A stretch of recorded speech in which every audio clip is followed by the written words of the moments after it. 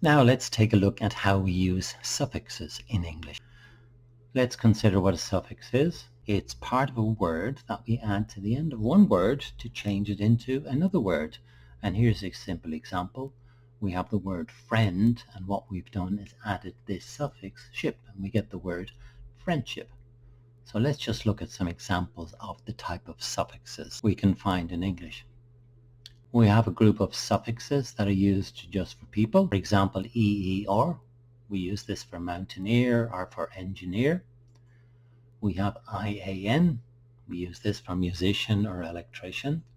We have ER for reader or for writer.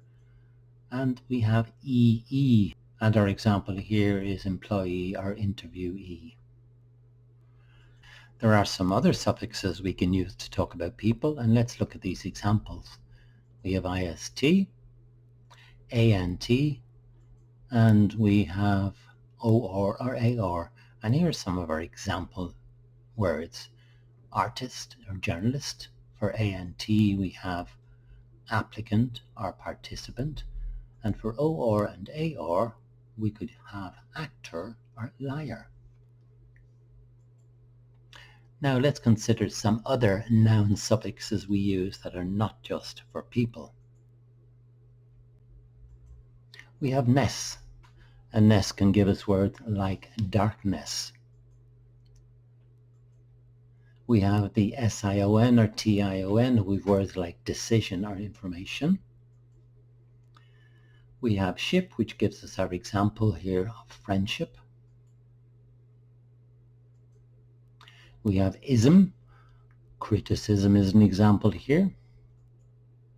We have ENCE or ANCE, and this gives us independence or relevance. We have ERY, and then we have a word like scenery. And then we have meant, and a word like enjoyment is an example of this. And then finally we have hood, and one example of hood is this word childhood.